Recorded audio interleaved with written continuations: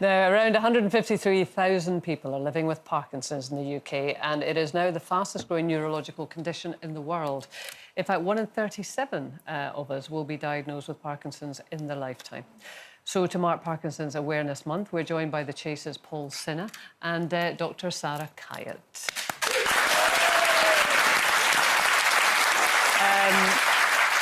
So, Sara, we'll be getting a bit of advice from you in a second. But, Paul, you've been living with Parkinson's for, what, 6 years now? 6, 7 years? I was diagnosed in May 2019, but I feel that it started a couple of years previous to that. Right. So it's 8 years this year. Yeah.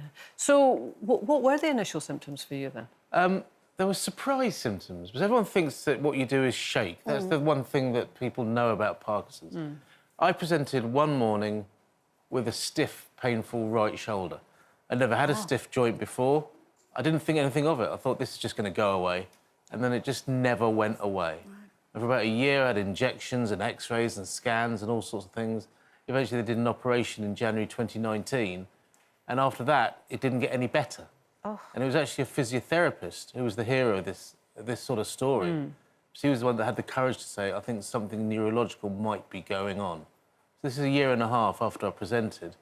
It was actually a physiotherapist that said, see a specialist neurologist. Well, is that a really rare symptom, then? Well, it turns out it's not exactly rare and it's not exactly that common, but it's... Never heard of it. My grandmother had Parkinson's, my friend's got... I've never heard of a frozen shoulder, yeah. Well, actually, I kind of found out... I was in New Zealand at the New Zealand Comedy Festival in May 2019, and I'd started to limp, and there was a growing sense of doom. And then in a taxi on the way from Wellington Airport to my hotel, I Googled Parkinson's plus frozen shoulder and just got the shock of my life. Oh, wow, just all came up. This mass of medical literature saying, this is what you've got. And, of course, you're medically trained, Paul, so you're kind of going to be on the ball with that. So... Well, that's the idea, but I've always tried to be a perfect patient because I don't want the doctor to miss out something because they assume that you know it. So I've always tried to be a patient that knows nothing. That's a blank space. But you had been in denial for a bit, but then the diagnosis was actually a relief.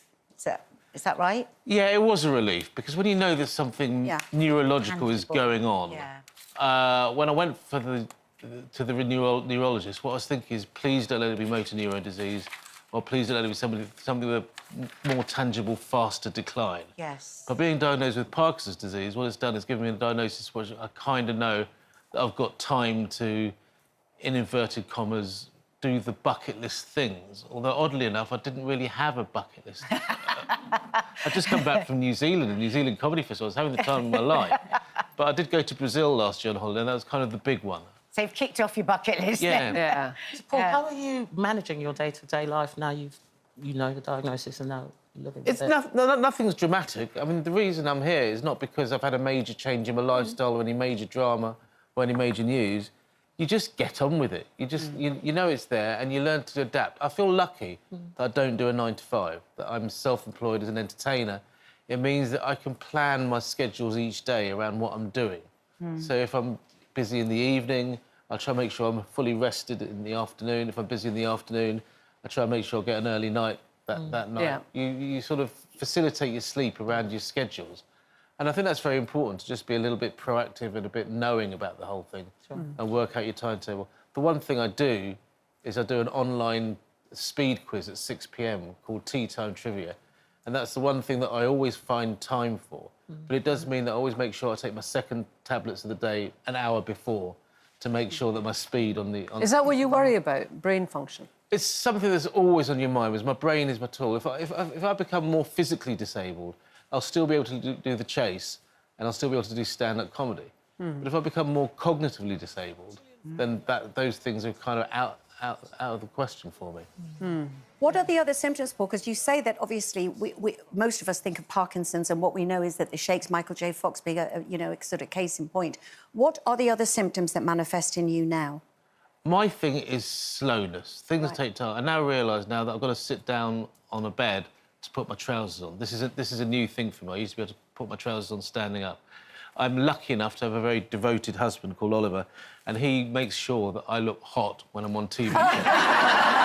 Thanks, Oliver. Sarah, I was going to ask you, Kay said in her introduction that Parkinson's is the fastest-growing neurological disorder. Why is it fastest? Why is it growing? Why is it on the rise? So there's a lot about Parkinson's we don't know. We know that, that there seems to be a genetic link in some cases where it runs in families, that potentially environmental factors, pesticides, toxins, pollution, head injuries, all of these kind of things could be related. So I think with our ageing population and with these potential environmental factors, that could be why it's on the rise. You say also it can be genetic. So my grandmother had Parkinson's. I have ADHD, and when I look at the Arabic side of my family, I'm pretty sure that's where it comes from. And I've been told ADHD is a lack of dopamine, as is Parkinson's. Do we know if there's a connection? Good question. I don't know if there's a connection with ADHD and Parkinson's themselves, dopamine, but they are isn't it? both dopamine related. Now, with Parkinson's, the underlying causes are that we've got an area in our brain called the substantia nigra, and the nerve cells within that area start to die off, and it's those nerve cells that produce the dopamine. Right. And with ADHD, it's not that those nerve cells are being, killed off, the same but way. dopamine can affect you in ADHD and affect the movement side and mood side of Parkinson's. So there may very well be a link, but it's not the definitely. same etiology, the same background I that see. causes it. Yeah. As someone who's in stand-up comedy, 80% of my colleagues have some form of ADHD. They'll be listening to your You're words. drawn to it. Yeah, it's the personality type. Yeah, very much. yeah. They're listening to your words with optimism. I think. Dr Sara, what can people do to manage their symptoms, and is there a way of preventing Parkinson's? Look, there's no cure, but there's certainly ways to try and manage the symptoms. In terms of medications, there are lots of medications that you can be given that either replace or boost or mimic the dopamine that you're losing. But there are also lots of things you can be doing for yourself at home. So I always say, there are 5 pillars of health for everyone to be adhering to. So, diet, exercise, sleep, stress management and social connections. And I think all of these in Parkinson's are particularly useful because, for example, diet, we want to make sure you have a healthy, well-rounded diet, but high in antioxidants for brain health. You want to make sure it's high in fibre and hydration because constipation can be a side effect of Parkinson's. In terms of exercise, you really want to be kind of, improving your balance and movement so that you can slow down the progression of the movement aspects of Parkinson's. And I suppose like a stronger body, stronger core for the falls that you might have. Exactly. And then, sleep, unfortunately, sleep is very much affected by Parkinson's. So making sure you've got really good sleep hygiene methods beforehand. Stress, we know that, unfortunately, again, Parkinson's can cause... Exactly, Parkinson's can increase depression and anxiety, so trying to work around that and improve your mood in that sense. And then finally, social connections. I think Parkinson's can be very isolating for some. And I think trying to maintain those social connections, maintain, that stimulation, that mental stimulation that you get from being around other people, as well as mood boosting. So just before we finish, unfortunately, we had, but to end hopefully on a more positive note, there's some really exciting developments, aren't they? Yeah. We've got a bit of footage here. I think this is a drug that's been developed and it is available. Is it available on NHS England? But I mean, it shows you there the difference in this gentleman's symptoms. Yeah. What's happening So here? he's being given an infusion of something called pro-duodopa. And so it gradually gives you an infusion of this dopamine or, something that then makes dopamine in your body. And so that you're not getting any moments where your dopamine levels are starting to dip.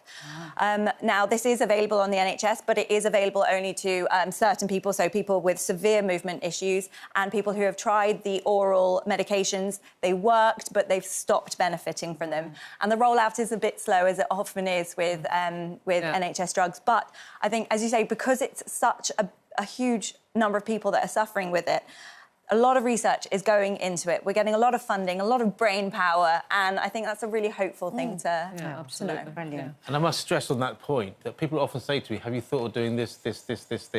And it's stuff that what you just mentioned, which is way down the line.